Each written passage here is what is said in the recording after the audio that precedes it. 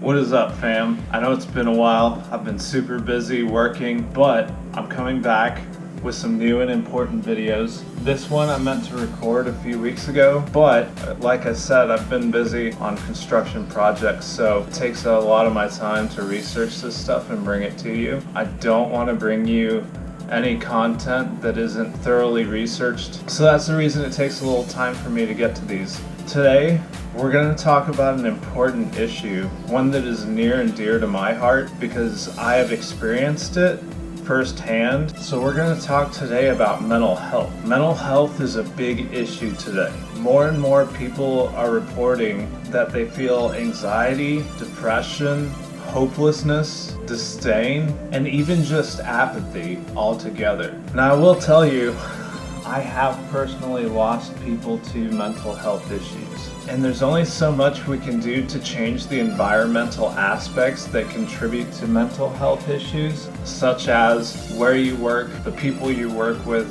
the effort they put into their work. There's all kinds of outside issues that we cannot control. But in this video, I'm going to go through what you can control so that you can better deal with stress and hopefully bring you to a place where your body can heal from some of this madness and these stressful lives that we live. Now, one of the most comical observations I have made recently is a lot of fitness and nutrition people would claim that sugar has nothing to do with why a person experiences a metabolic disease or why a person gets fat. But what I would counter is we can see the damaging effects of sugar just on teeth alone. If you ask any dentist what causes cavities, the first thing they will say is sugar. Now, to see that profound of damage in something as resilient as our teeth, it makes me wonder just how bad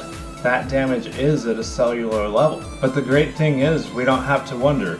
There's actual data out there, and that's what we're going to go over. So dopamine is a neurotransmitter in the brain, or a chemical that signals a reward. So every time someone comes up to you and says, "Hey man, good job," your brain receives a dopamine response. And that's how we begin to associate good things and bad things, because we see that reward neurochemically. Well, one of the issues with drugs is a lot of drugs stimulate this dopamine response, and they do so in an acute manner.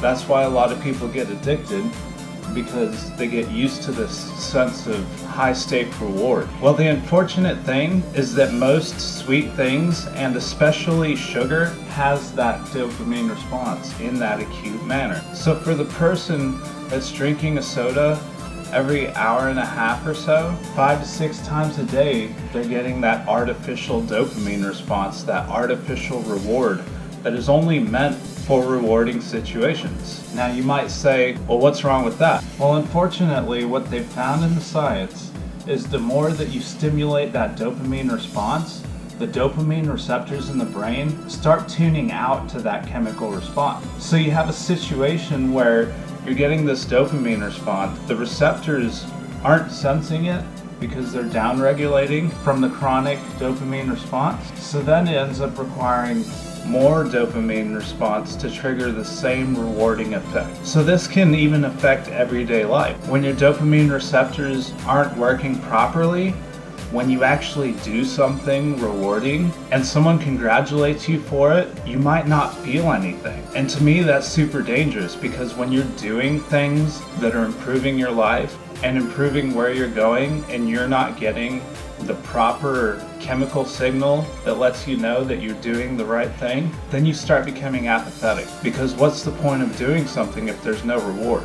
So the second part of this I want to talk about is oxidative stress and reactive oxygen species. So fructose metabolism is very similar to alcohol metabolism. Really, the only notable difference is that you don't get buzzed, because 100% of fructose is metabolized in the liver, whereas 20% of alcohol is metabolized in the brain and the rest in the liver. So I want to read you something from the National Institutes of Health about what fructose does in your body. Westernization of diets has resulted in significant increases in added fructose. leading to a typical daily consumption amounting to 85 to 100 grams of fructose per day. The exposure of the liver to such large quantities of fructose leads to rapid stimulation of lipogenesis and triglyceride accumulation, which in turn contributes to reduced insulin sensitivity and hepatic insulin resistance or glucose intolerance. Hepatic meaning in the liver.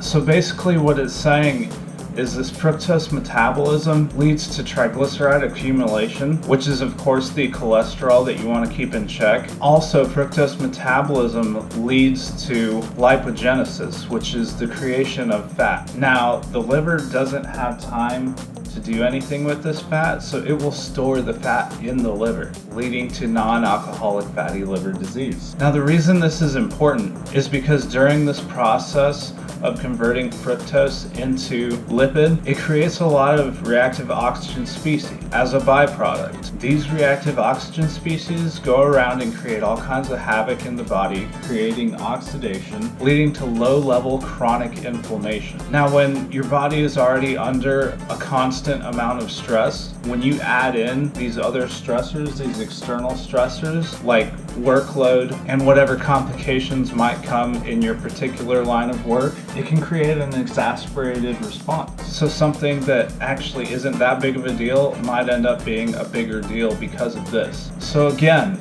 if you're drinking 5 to 6 sodas a day with high fructose corn syrup, it can be creating havoc for you. Now, the last thing I want to talk about is nutrient deficiencies. I'm going to try to make this short and sweet for you so we can get right down to the issue and help you see some relief from all of these symptoms that you may be having. So I want to talk about 3 nutrients that are essential to fighting depression and just feeling overall much better. Vitamin D plays a vital role in lots of metabolic process. In fact, it has a lot to do with sleep, and studies show that deficiencies in vitamin D are associated with depression and mental illness. So let's talk about the study that was done in 1996, where they took 29 patients, 16 with seasonal affective disorder and 13 without, and they exposed them to either 15 minutes of light therapy or 1 hour of light therapy. And what they found was that the 1 hour of light therapy in the patients with seasonal affective disorder had less depressive symptoms than before. Now, another study they did in 1999 with 15 participants with seasonal affective disorder, they gave some of them 100,000 IU of vitamin D or phototherapy, which is light therapy. The people who supplemented with 100,000 IU of vitamin D scored significantly lower on the Hamilton Depression Scale than the ones who received phototherapy, which shows the efficacy of supplementation of vitamin D. Now let's talk about vitamin B. Vitamin B is made by some microbes in the gut, and vitamin B is the precursor to 5-HTP, which then converts to serotonin, which can then be converted into melatonin. So if you don't have vitamin B being produced in the gut, which a lot of people don't, which is why some people just can't sleep, you need those important microbes in your gut to produce the melatonin that you need to get to sleep. And as you know, serotonin is important for mood regulation and even appetite and digestion. So the last one I want to talk about is magnesium. I know you've seen the advertisements in stores about how magnesium can help you be happier, and that is because magnesium is involved in over 300 enzymatic actions in the body. So you could see how a deficiency in magnesium could create a lot of problems. And unfortunately, it is estimated that at least half of all Americans aren't getting the proper magnesium. And this is due to a lot of things. The filtration process that our water goes through, the increased reliance on bottled water, and you should be getting at least 320 milligrams of magnesium per day. So what can we do to address the mental health situation in our country? Well, we can't change some of the situations we're in, but what we can do is stay away from sugar. Sugar creates a lot of problems beyond just the dopamine response. It creates free radicals, which keeps you chronically inflamed. And then when someone actually rewards you for something that you did, you're not receiving the proper reward because of that down-regulated dopamine receptor. So opt for sugar-free options. Now, I don't like to recommend aspartame, but if it's something that you can do that's better than sugar and high fructose corn syrup, then by all means do aspartame. So drink your Diet Cokes, your Diet Sodas, Diet Tea. Another thing I recommend is looking at sugar alcohols as sugar substitutes. Some people don't want to give up their carbs, and that's fine, but at least you can substitute your sugar for sugar alcohols and things that won't create those reactive oxygen species. A lot of sugar alcohols pass right through you, so you don't have to worry about the consequences of the extra calories and the reactive oxygen species that they create. Now, anything sweet is still going to trigger a dopamine response. The only things that don't are antioxidants like monk fruit sweetener,